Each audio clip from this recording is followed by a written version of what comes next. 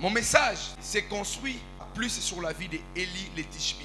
Alléluia. Alors, cet homme, c'est un grand prophète de l'Éternel. C'est quelqu'un qui a accompli de grandes choses avec Dieu. Vous savez, Élie est le seul prophète. Jusque-là, selon mes recherches, on l'a mis dans la même disposition que Moïse. Et voire même avant que Jésus ne puisse aller mourir, il a parlé avec Moïse et il a parlé avec Élie. Il pouvait parler avec Aaron, parce qu'Aaron a servi avec Moïse. Mais Dieu a préféré qu'il soit Élie le Tishbite, parce que celui-ci, il était un grand. Et cet Élie le Tishbite, il était le père spirituel d'Élisée. Mais je vais vous dire une chose. Vous regardez ce que Élisée a accompli. Il a reçu le manteau auprès de son père Élie. Mais je vais vous dire une chose. Élie dont je suis en train de vous parler, le Tishbite, c'est lui qui a parlé. Et il a fermé la pluie pendant 3 ans et demi. Mais cet homme, il a passé un moment de détresse. Élie, il a fait tuer les prophètes de Baal. Élie, il a appelé les feux. Les feux est descendu. Mais celui-ci, il a connu ce qu'on appelle la détresse. Les souffrances, même si vous êtes prophète, ça ne vous échappera pas. Alléluia. Le Fils de Dieu, il était glorifié depuis le ciel.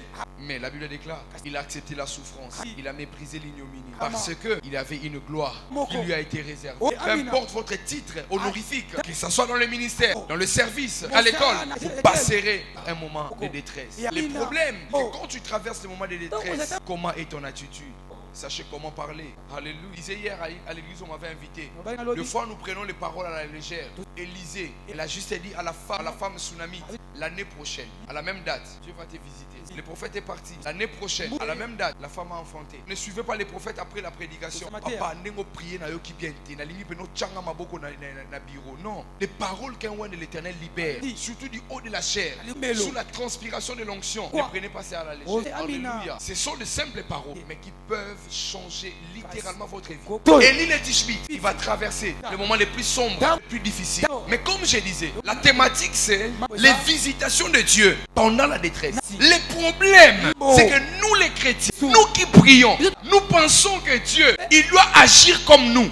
Nous pensons que Dieu doit faire les choses comme nous les souhaitons. Tu peux demander le mariage à Dieu et Dieu te donne d'abord le travail. Ce n'est pas que Dieu ne t'a pas écouté, mais Dieu, il sait pourquoi il t'a donné. Il sait au plus profond de ton cœur. Tu n'es peut-être pas encore prêt ou prête pour le mariage. C'est pourquoi il veut te rendre encore plus responsable dans le service. Et lorsque le mariage viendra, tu sois stable. Dieu n'accomplit pas des choses telles que nous les souhaitons. Nous attendons les visitations de Dieu. Que Dieu me visite, que j'entende une voix. Lorsque Moïse descendait pour dire au peuple d'Israël ce que Dieu disait, ils ne croyaient pas que c'était Dieu qui disait. Parce qu'ils avaient l'habitude que si c'est Dieu qui parle, il faut qu'il y ait des bruits, il faut qu'il y ait des tonnerres. Et lorsque Dieu va se décider de parler à son peuple, la Bible déclare les éclats, les tonnerres, les bruits, les choses compliquées, le peuple a fui. Parce que ils attendaient Dieu à leur manière. N'attendez pas la manifestation de Dieu à votre manière. Oh, moi je vais faire le service. Il faut que je voie d'abord la personne qui est habillée en blanc puisse tomber, puis je vais comprendre que la présence de Dieu est là. Non, tous les jours Dieu ne fonctionne pas avec vous de la même manière. Si vous comprenez ces choses, Dieu ne fonctionne pas avec vous tous les jours de la même manière. Dieu, il est un Dieu de multisystèmes. Il peut commencer avec vous A et puis vous ramène à G. Le problème avec Dieu, c'est qu'il ne commence pas au commencement. Il peut commencer à la fin. C'est pour vous mettre au commencement. Le problème avec nous, nous voulons comprendre Dieu. Dieu, on ne le comprend pas. Dieu, on le croit. Abraham, il a douté.